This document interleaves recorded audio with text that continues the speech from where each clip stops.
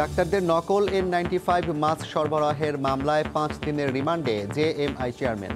আসামি কেন্দ্রীয় ঔষধাগারের 6 কর্মকর্তা কর্মচারীও যাচাই না করেই দেয়া হতো ছাড়পত্র।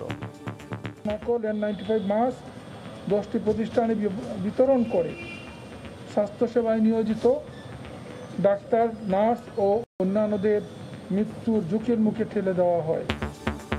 এ মামলা থেকেও নাম বাদ সাবেক ডিজি আবুল কালাম আজাদের।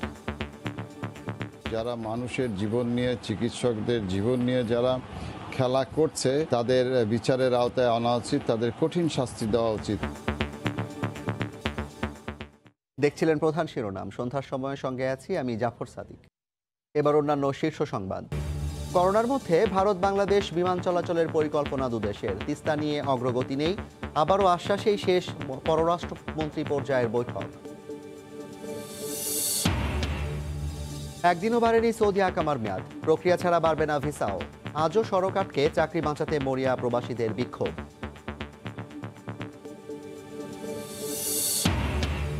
এবং ক্লিন ইমেজের প্রতিশ্রুতি নিয়ে কক্সবাজার পুলিশকে ঢেলে সাজাতে থানায় থানায় ডিআইজি ও পুলিশ সুপার। প্রদীপ কাণ্ডকে পেছনে ফেলে এগিয়ে যাওয়ার প্রত্যাশা।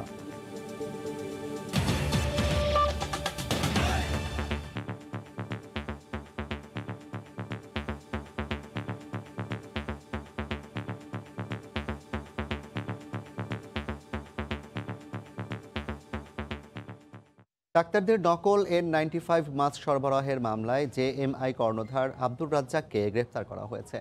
পরে আদালতে তোলা হলে তাকে 5 দিনের রিমান্ড দেওয়া হয়। মামলার বাকি 6 আসামি কেন্দ্রীয় ঔষধাগারের সাবেক উপপরিচালক জাকির হোসেন সহ বিভিন্ন পর্যায়ের কর্মকর্তা কর্মচারীরা। সার্ভে কমিটি কোনো যাচাই বাছাই না করেই ছাড়পত্র দেয়। এই মামলা থেকেও বাদ পড়েছেন স্বাস্থ্য অধিদপ্তরের সে সময়ের মহাপরিচালক আবুল কালাম আজাদ। করোনা চিকিৎসায় সরবরাহ করা N95 মাস্কের মান নিয়ে হাসপাতালগুলো থেকেই প্রশ্ন ওঠে। সে অভিযোগে বেশ কয়েকজন চিকিৎসক ও হাসপাতাল পরিচালককে বদলিও করে স্বাস্থ্য অধিদপ্তর। সে সময় অধিদপ্তরের মহাপরিচালক ছিলেন ডাক্তার আবুল কালাম আজাদ। মন্ত্রণালয়, অধিদপ্তর ও কেন্দ্রীয় ঔষধাগারের বিভিন্ন পর্যায়ের কর্মকর্তা কর্মচারীদের যোগসাজশে নকল N95 মাস্ক সহ সুরক্ষা সামগ্রীর ভুয়া আমদানি দেখিয়ে চড়া দামে সরবরাহের অভিযোগে আবুল কালাম আজাদ, সিএমএসডির বিভিন্ন পদের কর্মকর্তা কর্মচারী এবং জেএমআই তমা কনস্ট্রাকশন এলান কর্পোরেশন সহ 5 ঠিকাদার প্রতিষ্ঠানকে জিজ্ঞাসাবাদ করে দুর্নীতি দমন কমিশন। প্রায় 2 মাস ধরে তথ্য প্রমাণ সংগ্রহের পর জেএমআই এর কর্ণধার আব্দুর রাজ্জাক, সিএমএসডি সাবেক উপপরিচালক জাকির হোসেন সহ 7 জনকে আসামি করে মামলা করে দুর্নীতি দমন কমিশন। তবে নাম নেই বাকি 4 ঠিকাদার প্রতিষ্ঠান ও স্বাস্থ্যের সে সময়ের ডিজি আজাদের। উক্ত নকল N95 মাস্ক 10টি প্রতিষ্ঠানে বিতরণ করে স্বাস্থ্যসেবায় নিয়োজিত ডাক্তার, নার্স ও অন্যান্যদের মৃত্যুর ঝুঁকির মুখে ঠেলে দেওয়া হয়। যে সমস্ত কর্মকর্তাদের বিরুদ্ধে মামলা রুজু করা হয়েছে তাদের সকলের সম্পদের ইনকোয়ারি করা হবে। সার্ভে কমিটির কোনো যাচাই বাছাই ছাড়াই মাস্ক সহ সুরক্ষা সামগ্রীর ছাড়পত্র দিয়েছে বলেও অভিযোগ করেন তিনি।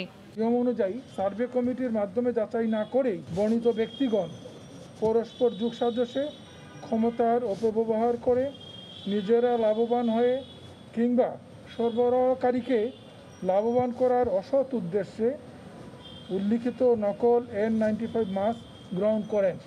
জেএমআই ভুয়া আমদানি দেখিয়ে মুন্সিগঞ্জের নকল N95 মাস্ক তৈরি করে বিভিন্ন সরকারি হাসপাতালে সরবরাহ করে আসছিল। সেলিয়া সুলতানা, সময় সংবাদ, ঢাকা। এদিকে N95 কেলেঙ্কারিতে জড়িতদের দৃষ্টান্তমূলক শাস্তি দাবি করেছেন বিএমএর সাবেক মহাসচিব অধ্যাপক ডাক্তার ইকবাল আরসালান। চিকিৎসকদের জীবন নিয়ে কেউ যেন ছিনিমিনি খেলতে না পারে সেদিকে সতর্ক দৃষ্টি রাখার আহ্বান জানান তিনি। যে সমস্ত চিহ্নিত এই সমস্ত দুর্বৃত্ত যারা মানুষের জীবন নিয়ে, চিকিৎসকদের জীবন নিয়ে যারা খেলা করছে তাদের অবশ্যই যে শাস্তি হোক, শুধুমাত্র চিকিৎসা ক্ষেত্রে না, সকল ক্ষেত্রে যে এই সমস্ত দুর্বৃত্ত যারা আছে তাদের বিচারের আওতায় আনা উচিত, তাদের কঠিন শাস্তি দেওয়া উচিত। তা না হলে পরে আমাদের দেশে এই দুর্নীতি, অনাচার, দুর্বৃত্তায়নগুলো প্রাতিষ্ঠানিক আপনার স্বীকৃতি লাভ করে যাচ্ছে। স্বরাষ্ট্রমন্ত্রী আসাদুজ্জামান খান কামাল বলেছেন, ধর্ষণের মতো অপরাধে সম্পৃক্তদের ছাড় দেয়া হবে না। বিকেলে প্রধানমন্ত্রীর ৭৪তম জন্মদিন উপলক্ষে ধানমন্ডিতে ঢাকা মহানগর উত্তর আওয়ামী লীগ আয়োজিত এক অনুষ্ঠানে তিনি আরও বলেন, তদন্ত সাপেক্ষে সবার বিচার নিশ্চিত করবে আদালত। আমাদের দেশের ধর্ষণকারীকে আমরা কিন্তু গ্রেফতার করছি, একের পর এক যেই করছে কাউকে ছাড় দেওয়া হচ্ছে। আমরা ঘৃণা করি তাদেরকে, সারা দেশবাসী তাদেরকে ঘৃণা করে। আমরা নিশ্চয়ই বিশ্বাস করি আমরা যাদেরকে ধরেছি তদন্তের মাধ্যমে তারা যদি দোষী হয়, 6 জনের মধ্যে আমরা 4 জনকে 6 জনই ধরা হয়ে গিয়েছে, তদন্তের মাধ্যমে যদি তারা দোষী প্রমাণিত হয় বিচার বিভাগ তাদের সর্বোচ্চ শাস্তি, ধর্ষণের জন্য সর্বোচ্চ শাস্তি অবশ্যই। তিস্তা ইস্যুতে কোনো অগ্রগতি ছাড়াই শেষ হলো বাংলাদেশ ও ভারতের মধ্যে পররাষ্ট্রমন্ত্রী পর্যায়ের যৌথ পরামর্শ কমিটির 6ষ্ঠ জেসিসি বৈঠক। তবে করোনার মধ্যেই ভারতের সাথে বিশেষ ব্যবস্থায় বিমান চলাচলের সিদ্ধান্ত সহ সীমান্তে হত্যা বন্ধে এসেছে জোর আশ্বাস। মঙ্গলবার বিকেলে দুপক্ষের মধ্যে ভার্চুয়ালি এই বৈঠক অনুষ্ঠিত হয়। ইস্যু অনেক, কিন্তু আলোচনার সময় মাত্র 1 ঘন্টা। দীর্ঘ 10 বছর ধরে দুই দেশের মধ্যে যৌথ নদী কমিশন জেআরসি বৈঠক না হলেও 1.5 বছরের ব্যবধানে হলো যৌথ পরামর্শ কমিটি জেসিসির 6ষ্ঠ বৈঠক।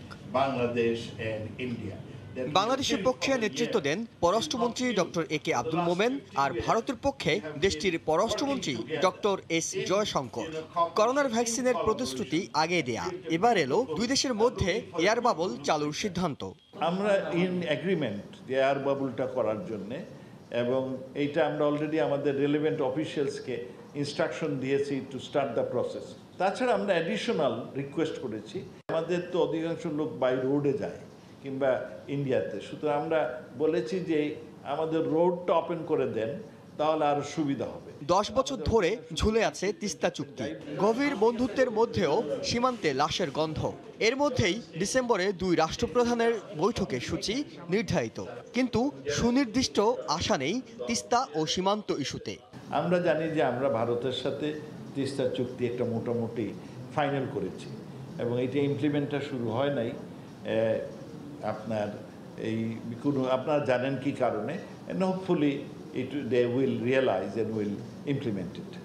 তবে তিস্তা ইস্যুতে চীনের পক্ষ থেকে বাংলাদেশের কাছে আনুষ্ঠানিক কোনো প্রস্তাব নেই বলে নিশ্চিত করেছেন পররাষ্ট্রমন্ত্রী।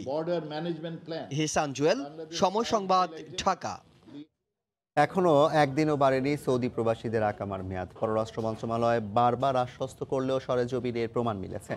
এদিকে ভিসার মেয়াদও স্বয়ংক্রিয়ভাবে বাড়বে না বলে জানিয়ে দিয়েছেন মন্ত্রণালয়ের সংশ্লিষ্ট দপ্তরের মহাপরিচালক। চাকরি বাঁচাতে মরিয়া প্রবাসীরা আজও মন্ত্রণালয় ও কারণ বাজারে বিক্ষোভ করেছেন। প্রবাসীদের আন্দোলনের মুখে 1 সপ্তাহ আগে মন্ত্রী বলেছিল আরবি সফর মাস অর্থাৎ অক্টোবরের 17 তারিখ পর্যন্ত স্বয়ংক্রিয়ভাবেই বাড়বে ওয়ার্ক পারমিট বা আকামার মেয়াদ, অথচ মেয়াদ বাড়েনি একদিনও। তাই মঙ্গলবার দুপুরেও ফের মন্ত্রীর দপ্তরের সামনে বিক্ষোভ করেন চাকরি বাঁচাতে মরিয়া সৌদি প্রবাসীদের একাংশ। আমরা বিদেশে এত কষ্ট করে পরও বাংলাদেশে এসে শান্তি থাকার জন্য বাংলাদেশে এসে আন্দোলন করতে হয় কেন আমাদের? আমি আমারটা কালকে চেক করছি, এখনো বাড়ে না। আইন শৃঙ্খলা রক্ষা বাহিনী 6 জনকে দপ্তরের কর্মকর্তাদের সঙ্গে আলোচনার জন্য ভেতরে ঢোকান। 8 ঘন্টার বৈঠকে আকামা ভিসার মেয়াদ বাড়ানো আর টিকিটের সহজ প্রাপ্তির দাবি জানান তারা। ভিসার মেয়াদ তো অটো বাড়ার কোনো সুযোগ নেই, কারণ আপনার ইমিগ্রেশন সিস্টেমেই তো ওইটা ভিসা এক্সপায়ার দেখাবে। সুতরাং ইমিগ্রেশন সিস্টেম যদি না নেয় তাহলে তো মানুষ ঢুকতে পারবে না সৌদি আরবে। সফর মাসের শেষ দিন পর্যন্ত অটোমেটিক্যালি তাদের ইকামার মেয়াদ বেড়ে গেছে। সুতরাং এখানে নতুন করে চাওয়া পাওয়ার কিছু নাই, ওদের দাবি তো 2টা, যাতে তারা ফেরত যেতে পারে।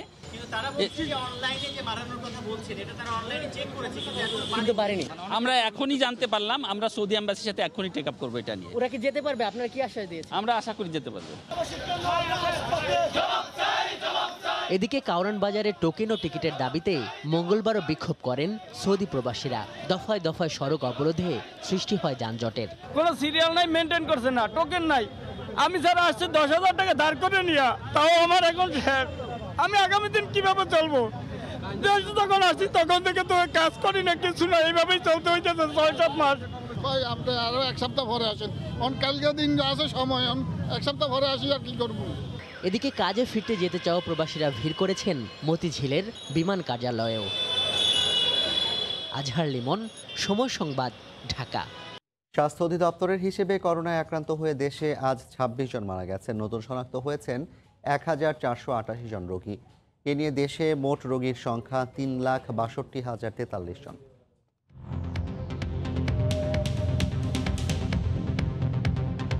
দেশে একদিনে নমুনা পরীক্ষা করা হয়েছে 12,869 জনের। এ পর্যন্ত মোট নমুনা পরীক্ষা করা হলো 19,34,251 জনের।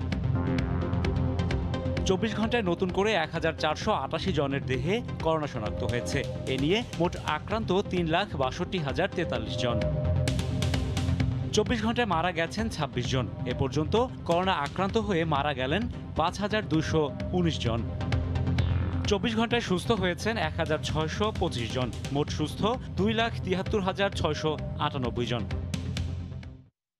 ক্লিন ইমেজের প্রতিশ্রুতি নিয়ে কক্সবাজার পুলিশকে ঢেলে সাজাতে থানায় থানায় যাচ্ছেন চট্টগ্রাম রেঞ্জের ডিআইজি আনোয়ার হোসেন ও পুলিশ সুপার মোহাম্মদ হাসানুজ্জামান। প্রথম দিন চকরিয়া সদর থানা, রামু ও উখিয়া থানা পরিদর্শন করেন ঊর্ধ্বতন কর্মকর্তারা। কক্সবাজার থেকে সাখাওয়াত ত্রিপুর ক্যামেরায় বিস্তারিত জানাচ্ছেন কমল দে। চলতি সপ্তাহে কক্সবাজার জেলায় যোগ দিয়েছেন পুলিশের 1507 জন সদস্য। কনস্টেবল থেকে শুরু করে পুলিশ সুপার সবাই এখানে নতুন আর আকস্মিকভাবে বদলি হয়ে আসায় এসব পুলিশ সদস্যের দায়িত্ব বুঝিয়ে দেওয়ার পাশাপাশি মনোবল ফিরিয়ে আনতে শুরু হয়েছে বিশেষ মিশন। মঙ্গলবার সকালে চকরিয়া থানা থেকে শুরু হয় মনোবল ফিরিয়ে আনার এই কার্যক্রম। আমরা 3টা লক্ষ্য: অভ্যন্তরীণ শৃঙ্খলা, সকল প্রকার দুর্নীতি থেকে দূরে থাকা এবং মাদক সহ অন্যান্য অপরাধকে কমিয়ে নিয়ে আসা। দেশ জুড়ে মাদক বিস্তারে চরম সমালোচনায় রয়েছে কক্সবাজার জেলার। কোনোরকম পূর্ব প্রস্তুতি ছাড়াই জেলার মাদক নির্মূলের দায়িত্ব নিতে হয়েছে পুলিশ সদস্যদের। ভাষাসহ নানামুখী জটিলতাই নতুন এক চ্যালেঞ্জ তাদের সামনে। সর্বোচ্চ পেশাদারিত্বের সঙ্গে দেশের প্রচলিত সমস্ত আইনকে সমুন্নত রেখে আমরা নিষ্ঠার সাথে, আন্তরিকতার সাথে এবং সততার সাথে আমরা আমাদের দায়িত্ব পালন করে যাব।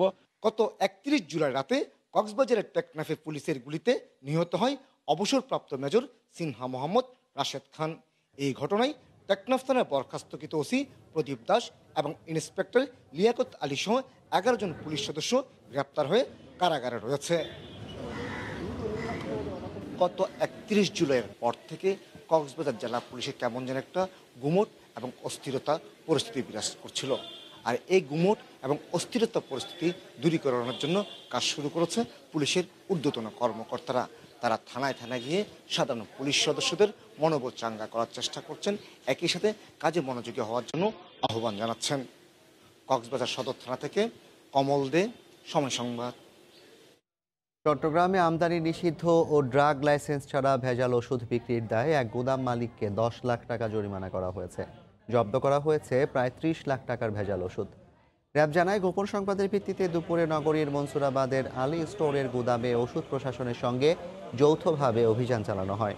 এ সময় গুদাম থেকে মেয়াদোত্তীর্ণ ও বিক্রি নিষিদ্ধ 30 লাখ টাকার ওষুধ জব্দ করা হয়, যার মধ্যে যৌন উত্তেজক ওষুধও রয়েছে। পরে ড্রাগ লাইসেন্স না থাকা সহ নানা অনিয়মের দায়ে গুদামের মালিক আলী আহমদকে 10 লাখ টাকা জরিমানা করা হয়।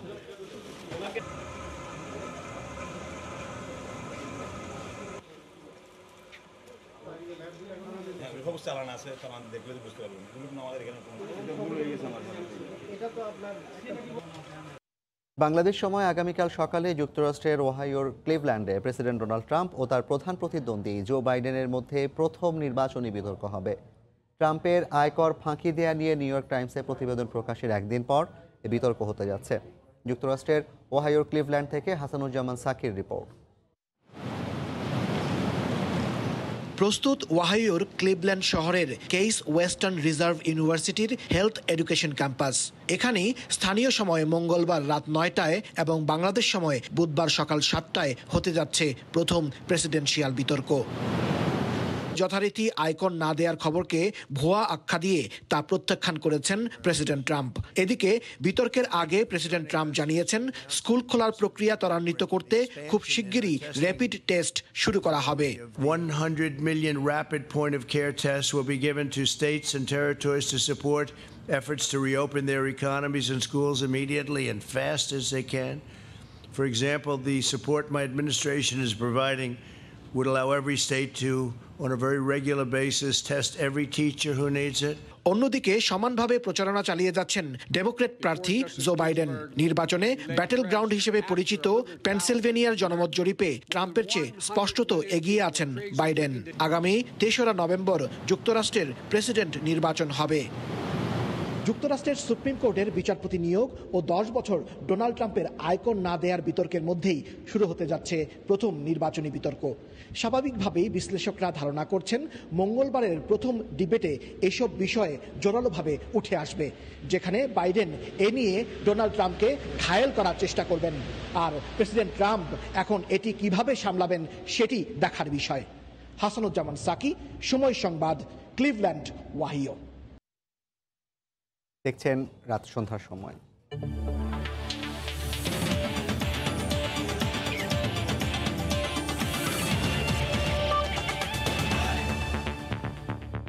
শ্রীলঙ্কা সফর বাতিল হওয়ায় এখন বিসিবির ভাবনায় ঘরোয়া ক্রিকেট, তবে সূচি তৈরি করার আগে পর্যবেক্ষণ করা হবে দেশের করোনা পরিস্থিতি। সমন্বয় করা হবে ক্রিকেট অপারেশনস, সিসিডিএম ও ক্লাবগুলোর সাথে, জানিয়েছেন বিসিবি পরিচালক জালাল ইউনুস। আমাদের তো কনসার্ন হচ্ছে প্লেয়ার সেফটি। আমরা তো চাচ্ছি খেলুক, আমরা তো অনেক আগে আমরা শুরু করতে পারতাম। যেহেতু করোনা ভাইরাসের কোনো সিচুয়েশন এখানে চেঞ্জ হয়নি, সেই জন্য আমরা সাহস করে কিন্তু ক্লাবগুলোকে বলতে পারছি না তোমরা এখনই আমরা শুরু করছি লিগ। এই জন্যই হুট করে আমরা ডিপিএলটা শুরু করছি না। বিকেএসপিতে থেকে করা যায় কি না এটাও চিন্তা ভাবনা হয়েছে, কারণ ওইখানে এখন হোস্টেল খালি, সেখানে হয়তো 4-5টা টিম গিয়ে একসাথে থেকে হয়তো সিকিউরড হয়ে ওখানে খেলে আবার হয়তো ফেরত আসতে পারে। টুর্নামেন্টগুলো সেখানেও করা যেতে পারে, অথবা মিরপুর শেরেবাংলা স্টেডিয়ামে করা যেতে পারে। এ পর্যায়ে শীর্ষ সংবাদ জানিয়ে দিচ্ছি আরেকবার। ডাক্তারদের নকল N95 মাস্ক সরবরাহের মামলায় রিমান্ডে জেএমআই চেয়ারম্যান। আসামি কেন্দ্রীয় ঔষধাগারের 6 কর্মকর্তা কর্মচারীও, বাদ পড়েছেন সাবেক ডিজি আজাদ। এ ছিল সন্ধ্যার সময়, সঙ্গে থাকুন সময়।